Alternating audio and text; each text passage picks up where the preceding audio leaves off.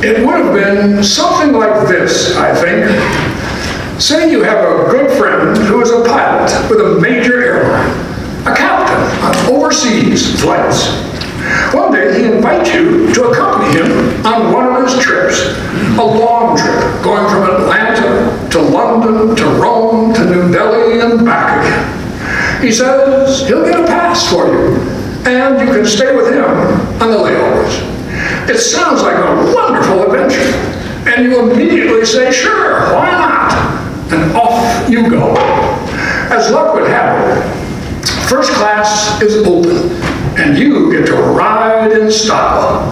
The flight attendants know that you are a friend of the captain and treat you royally. You sit back and enjoy being served. A few hours after taking off from Atlanta, your friend invites you to come into the cockpit. Now, this was a number of years ago, of course, and when you could do that. But anyway, you get to sit in a co-pilot seat as your friend tells you about the plane and the instruments and what he does. You've never flown a plane in your life, never been in a cockpit, and you find it all to be rather a marvel. You never actually fly the plane, of course, but you just sit there and watch, and you get a sense of things.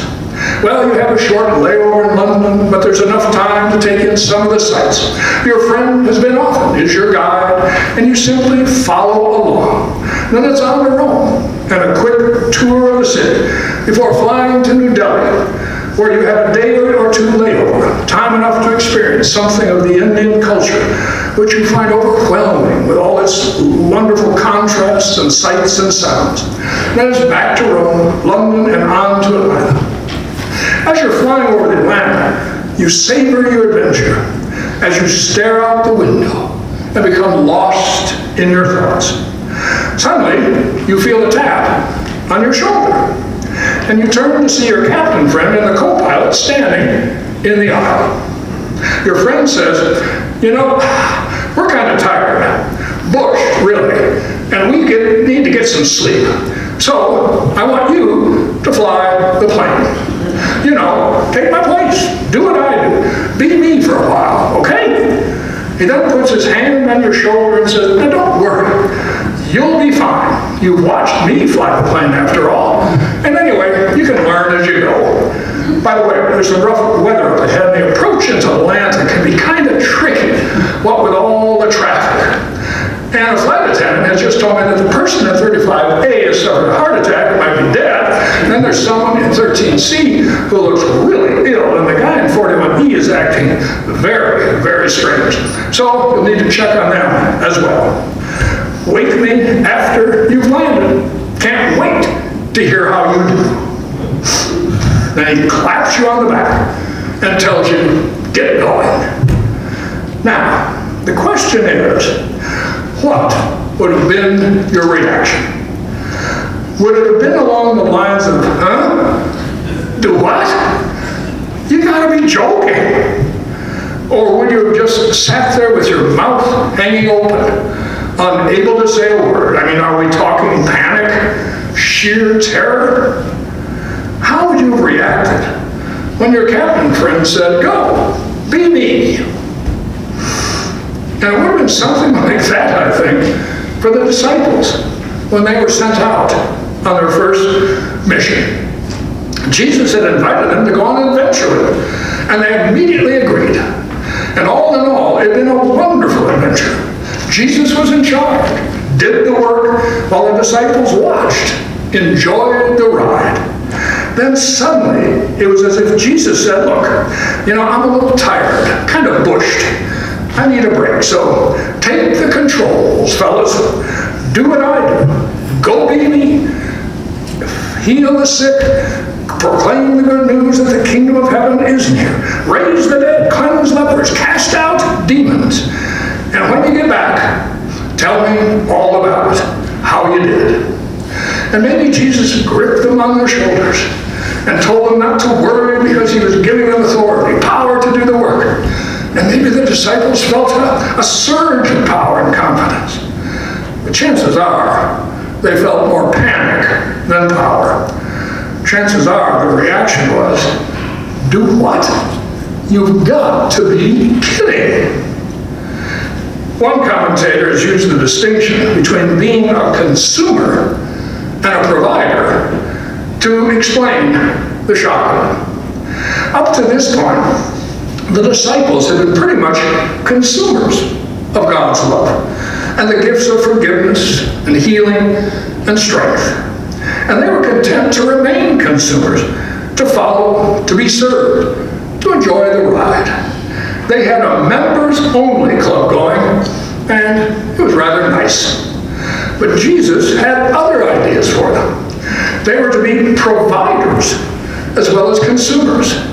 They were not to be simply his assistants now and then, but to be him himself and provide to others the very same love provided them. The healed were to be healers.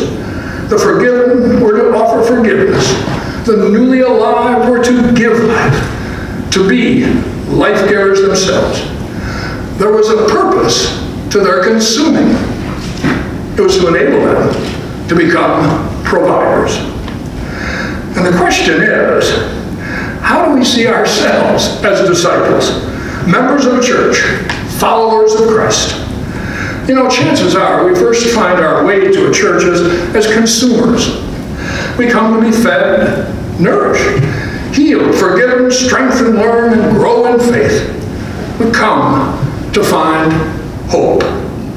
And in all honesty, we come to be served and expect to be cared for. Or it may be that we first find our way to a church in order to kind of hide, looking for sanctuary, peace, and comfort in a frightening and confusing world. And that's all the way it should be, because that's the invitation, after all, to come unto him, to take him in, to discover the healing and hope Christ gives. And perhaps like the disciples, we grow content with that and simply want to enjoy the ride. But Jesus has other ideas for us. Sooner or later, we have to become more than consumers. We must also be providers. Be him, do what he did, proclaim the good news, heal and raise and cleanse and cast out. Be him, bring heaven near. And that's the question, really. Are we consumers only or providers as well? Do we expect to be cared for only, or do we also extend care to others? Do we think only of our own needs, or respond to the needs of others? Do we seek only attention, or do we also give attention to others? Do we bring the kingdom near? Go be me, Jesus says to us. And frankly, maybe our reaction is, you've got to be joking. Of course, like the disciples probably thought, we too might think that, well, we just need a little more training, a little more guidance in order to be what Jesus asks us to be. And not only a little more training and advice, but some good equipment as well. Plenty of support and backup. Like a big budget, a big building, plenty of dynamic programs, more staff, and more stuff.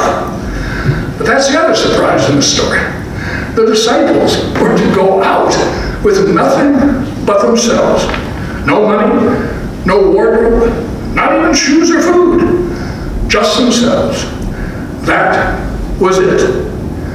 And the commentator I mentioned earlier said that that's the one thing about the story that keeps nagging at her.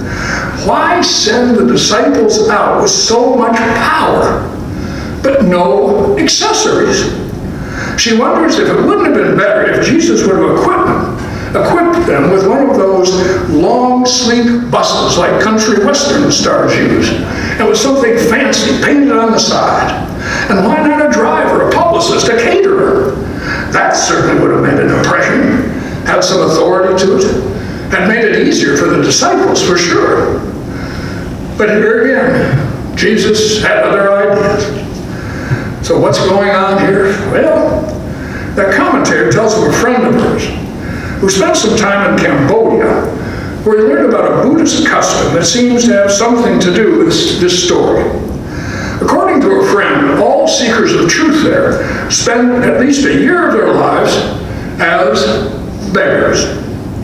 They go from village to village wearing nothing but a saffron robe and owning nothing nothing but a begging bowl, asking perfect strangers to supply their most basic needs. And the author wonders, what must it be like to own nothing, to have nothing but your own need, and to understand that the only thing you have to offer anyone else is what you yourself have been given? And she says maybe that's why Jesus sent the disciples out as he did, because what they were to provide was simply themselves and what they had been given. In going out with nothing, they discovered they had everything they needed and what the world really needs: forgiveness, healing, new life. And that really is what we are to provide, simply ourselves and what we have received, what we have experienced of God's love and forgiveness, even resurrection and hope. That's the authority and power we are given. To put it another way, we are to simply be human, one to the other. Be fully human as Christ was fully human. And what a difference that would make in a culture like ours, in which more and more people are fast forgetting what it means to be human. And nastiness and graciousness and thanklessness are carrying the day. And rarely do you hear the words kindness or compassion or generosity. Someone has told of a little girl whose elderly neighbor's husband died. The little girl went to see the neighbor, and when she returned, she told her father that she had comforted the woman. The father couldn't resist asking how she did that. And the little girl replied, "Oh, I sat on her lap and cried." That's how heaven does come near, how hope and healing and life come, when we go and provide ourselves, give ourselves, be human, give our love, tears, and help. Christ does invite us to go on a real adventure. And when we be him, does what he does, become providers as well as consumers, we'll have some real stories to tell too, as did those first disciples. And they will be stories of joy, stories of good news proclaimed, even something of heaven drawing near. Amen.